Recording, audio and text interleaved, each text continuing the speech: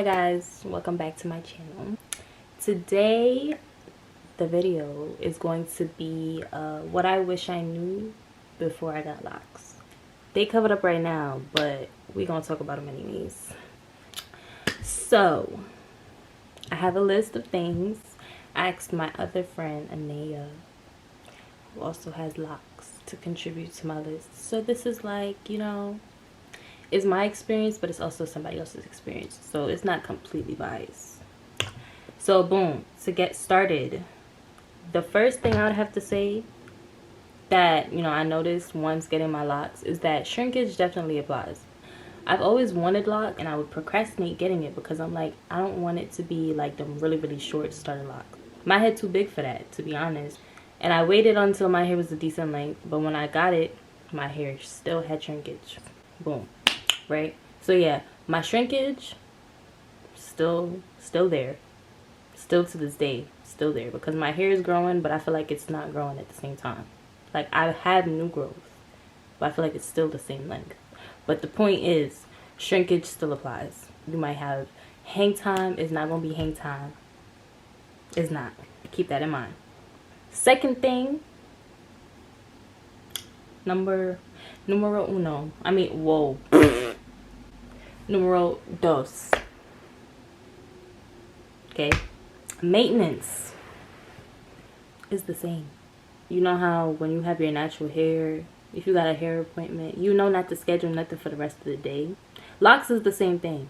It's the same thing. It's just that in terms of parting and stuff, that's already done. Like, so you get a little bit of a head start, but it's pretty much the same. You still have to moisturize your hair every day, or if not every day, regularly. But especially if you're dyeing your locks, it's very important to moisturize them regularly. Locks take like a very long time to dry, which brings me to the next point, number 3. Being under the dryer, bruh, I don't like it. You be under the dryer thinking that your hair almost done drying. They'll come check it, you know, do a little squeeze, it's still wet. Especially me, I have thick hair. I've had thick hair before I had locks. I've always had thick hair, so my hair already takes long to dry. But now in lock form, you're gonna be under the dryer for a minute, babe. A hot minute. Emphasis on the hot. I think we're on point 4 or 5. So another reason I wanted to get locks was because I thought it would be cheaper than always having to get my hair done. And it is a little cheaper. Like, I'm not gonna sit here and say it's not cheaper, but it's not a drastic difference. Especially being in New York, I was paying like $100, if not 100, a little shy of $100 for a retwist. The only reason that is cheaper than getting your hair done regularly is because retwist, you're only supposed to get a retwist like a month and some change. So it's like $100 a month to maintain your hair. I guess if you know, do your hair more often than that, it is cheaper, but it's not a big old difference. It's going up.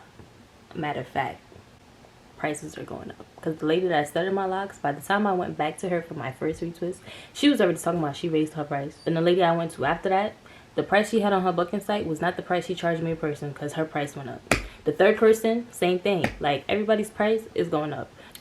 This could be just my experience. For my last point, locks are very versatile. You know, there's a lot of styles that you could do. You could still style it just like you could style your natural hair. Learning those lock styles kind of takes time. You gotta practice it. It's not gonna just come to you. I don't really know how to style my locks, so I mostly just wear them down, maybe a little half up, half down if I'm feeling a little fancy. And then I just started doing this week. This took a minute. This took like 3 tries. I tried this like 3 times this week, and then it didn't work, so I ended up putting it back.